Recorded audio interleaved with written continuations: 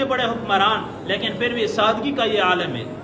سادگی کا یہ عالم ہے کہ صحابہ مشورہ کرنے پہ مجبور ہوئے کہ دیکھیں اللہ کے نبی کے زمانے میں حالات نازک تھے، نبی علیہ السلام کے زمانے میں حالات نازک تھے، اتنا مال غنیمت اور اتنے پیسے مال وغیرہ تھا نہیں، ان کی فقر و فاقے کی زندگی، اور بکر صدیق کی فقر و فاقے کی زندگی تھی، لیکن نبی ابھی حضرت عمر کا دور ہے، اب تو فتوحات کا زمانہ ہے، مال غنیمت اتنی کہ مسجد نبوی کے اندر غلے کا ڈھیر پڑا ہوتا ہے، جا کے امیر المؤمنین کو یہ بتانا چاہیے آپ لباس اچھا پہنا کریں،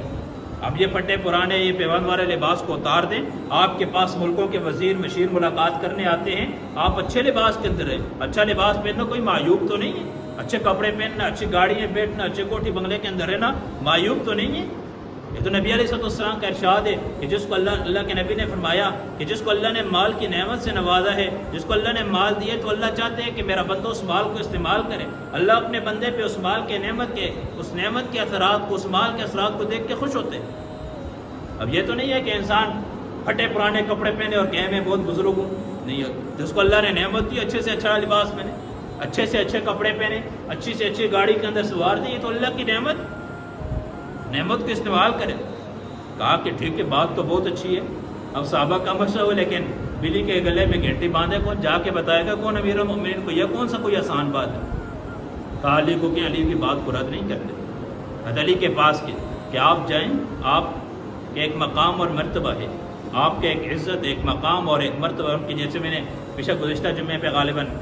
گزشتہ جمعے پہ حضرت علی رضی اللہ تعالیٰ کا مقام وہ یوم عید غدیر کے نام سے من کنت مولا فعلی مولا، اس کے نام پہ میں نے ساری ان کی شان بیان کی تھی۔ کہا علی کے ایک نام ہے، ایک مقام ہے، کہا آپ جائیں۔ وہ کہنے لگے کہ ٹھیک ہے میرے نام ہے، سب کچھ ہے، لیکن میں جا کے عمر بن خطاب کو یہ بات نہیں کہہ سکتا،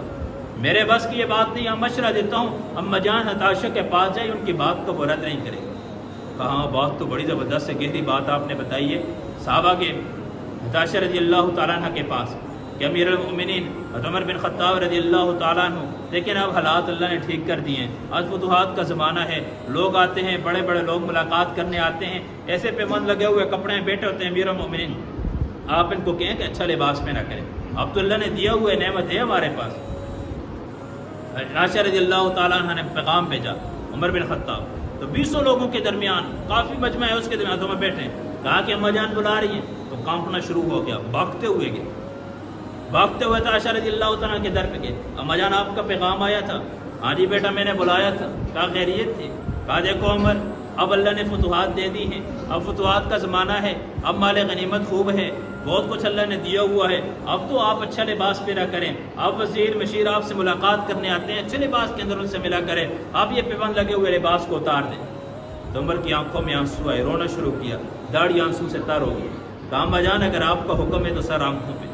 میں آپ کے حکم کی خلاف ورزی نہیں کرتا، لیکن مجھے بتائیے نا، تو اللہ کے نبی کا زمانہ آپ نے دیکھا، اور بکر صدیق آپ کے باپ ہیں، آپ نے ان کا زمانہ بھی تو دیکھا ہے، کیا میرے جو 2 یار گزرے ہیں کیا انہوں نے اچھا لباس پہنا ہے؟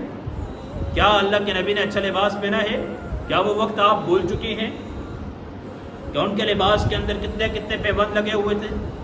اگر آپ کا حکم ہے تو میں تیار ہوں، میری چاہت ہے، میری خواہش ہے، جو میرے 2 یار جس راستے پہ، جس نقش قدم پہ وہ چلے میں انہیں کے نقش قدم پہ چلنا چاہتا ہوں، جس راستے پہ وہ چلے ان کے نقش قدم پہ چلنا چاہتا ہوں، میری خواہش یہ ہے، آپ کا حکم ہے تو میں تیار ہوں۔ اما جان ہتاشا رونے لگی، کہا نہیں بیٹا جیسے تیرا جی چاہتے ایسے کر۔ صحابہ کے خیریت اما جان کیا ہوا؟ کہا آپ کی بات اپنی جگہ، لیکن جو عمر کہہ رہے نا وہ بہت زبردست بات کہہ رہے ہیں، وہ کہتے ہیں میں اپنے 2 یاروں کے راستے پہ چلنا چاہتا ہوں، مجھے ان چیزوں کی کوئی پرواہ نہیں، مجھے اچھے لباس کی کوئی پرواہ نہیں۔ عمر لوگوں کی ملامت کرنے والوں کی ملامت سے اس سے پریشان نہیں ہوتے تھے کہ لوگ کیا کہیں گے، نہیں، بات تو یہ کہ رب کیا کہے گا۔ عوف بن مالک نے خواب دیکھی تھی نا،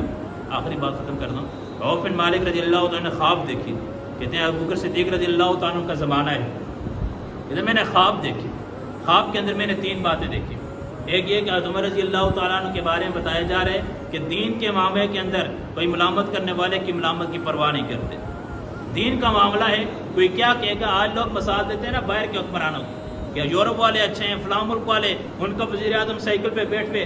جاتا ہے، وزیر اعظم یوں استعمال کرتے ہیں، سائیکل استعمال کرتے ہیں، ہمارے وزیر اعظم کیا استعمال کرتے ہیں۔ ہم عمر رضی اللہ تعالیٰ کا زمانہ تو دیکھیں نا، وہ بھی تھے عید کی نماز پڑھانے جا رہے ہیں، پاؤں میں جوتے نہیں ہیں،